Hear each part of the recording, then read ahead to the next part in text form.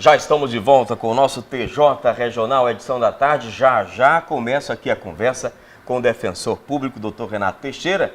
Mas antes disso, vamos falar de educação, né? Do investimento que você deve fazer na sua formação acadêmica. E Tucuruí já tem a maior universidade do país. Falo para você da Unopar, Universidade do Norte do Paraná, com um polo extremamente bem estruturado. Tem os cursos que o mercado de trabalho procura, pedagogia, administração, engenharias, serviço social e muito mais. Dá uma visitada na Unopar, que fica na rua Veridiano Cardoso, no centro da cidade. Eu falei, Unopar. Com a Unopar você nunca está sozinho. Hoje o tema que nós vamos tratar diz respeito à guarda. Doutor Renato, boa tarde, seja bem-vindo. Boa tarde, obrigado, Nivan, mais uma vez pelo convite. Boa tarde a todos os nossos telespectadores. Bom, tem aqui algumas perguntas, inclusive enviadas pelos telespectadores, por isso mesmo eu vou ficar com o aparelho celular na mão. Mas vamos começar, doutor Renato, com a conceituação. O que é a guarda?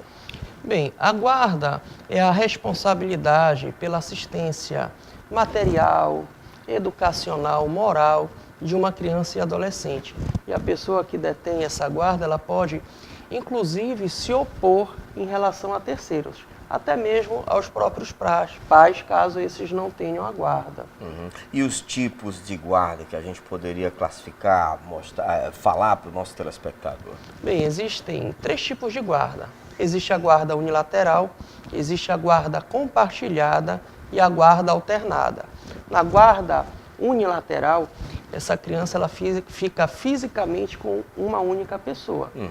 E essa pessoa ela vai ficar justamente responsável por questões importantes na vida dessa criança, desse adolescente.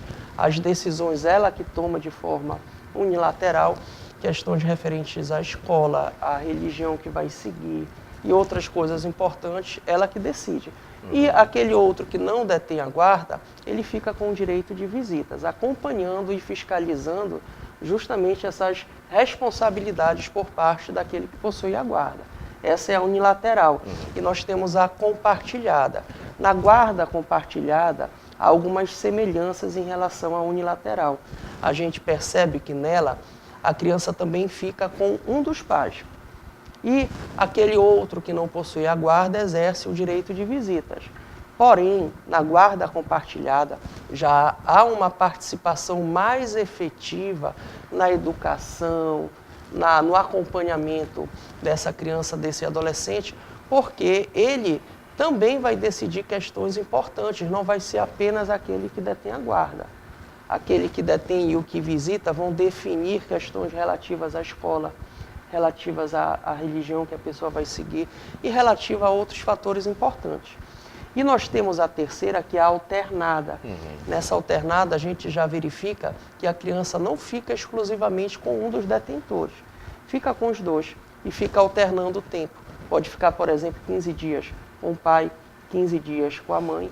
E eles também vão dividir essa responsabilidade quanto à assistência educacional, moral, financeira daquela criança. Não é aconselhável essa guarda alternada, a gente observa isso, principalmente pela opinião dos psicólogos, porque a criança perde aquele referencial de onde mora, perde uma rotina, então isso acaba prejudicando a criança, o adolescente que está nesse momento de formação psicológica. A desagregação familiar por si só, né, doutor, já é um dano terrível, porém acontece, né? Sim. Aí o juiz vai tentar, na verdade as autoridades constituídas vão tentar amenizar e colocar o menor risco possível de dar errado a formação dessa criança, né?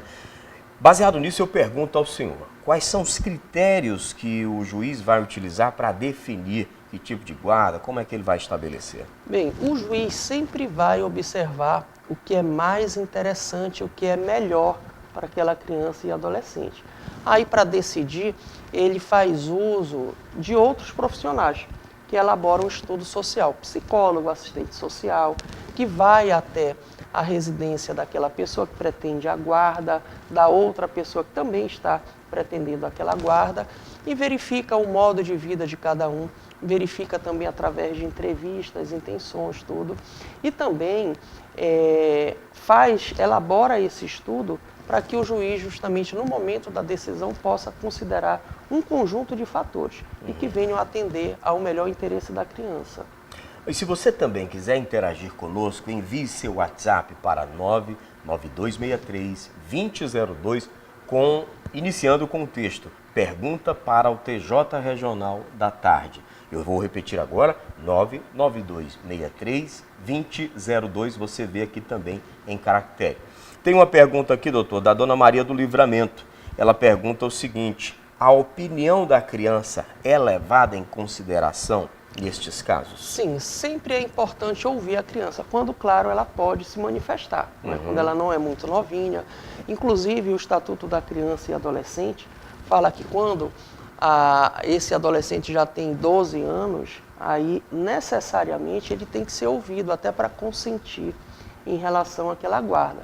Então é muito importante a palavra da criança, do adolescente. Ou seja, é importante, sim, é relevante a opinião dela. Sim. Fica no meio de um fogo cruzado, a gente até falou no tema anterior, que foi sobre alienação parental, e no meio desse processo pode ser que ocorra isso também, né, doutor?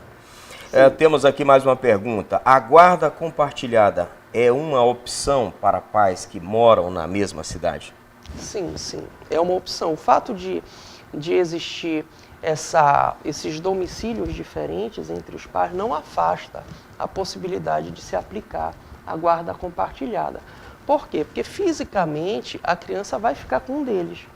E é importante que esse outro pai ou a mãe possa participar efetivamente do desenvolvimento do seu filho, principalmente na tomada de decisões.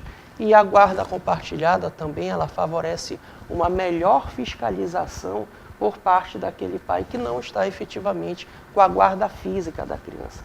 Então, não há impedimento, inclusive quando há, de certa forma, um divórcio ou uma dissolução de união estável feita na via litigiosa, isso também não afasta. Claro que o juiz vai observar caso a caso, e o que é importante é que exista o diálogo maduro entre esses pais, para que eles possam justamente, com esse comportamento, fazer com que a criança e o adolescente tenham uma formação favorável nesse momento da fase da sua vida. Bom, vamos a uma última pergunta para a gente encerrar, doutor Renato.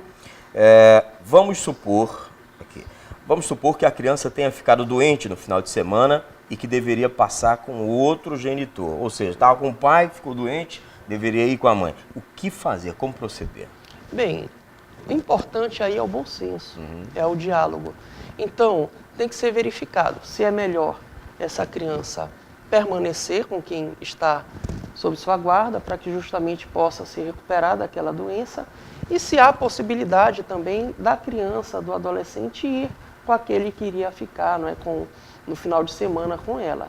Isso tudo vai ser necessário o bom senso, a conversa, o diálogo, para que justamente venha a prevalecer, que é a regra, o melhor interesse dessa criança, desse adolescente.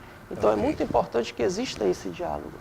Muito bem, chegamos ao final da edição do TJ Regional de hoje. Agradeço ao doutor Renato mais uma vez. Mais uma vez. Semana que vem tem mais? Tem, com certeza. Sempre às sextas-feiras. Sextas-feiras estaremos sempre juntos aqui. Obrigado. Gente, vem aí agora o pastor Claudinei Sena com o programa Ponto de Luz da Igreja Universal. Desejamos a você um excelente final de semana e na segunda estaremos de volta, se Deus quiser.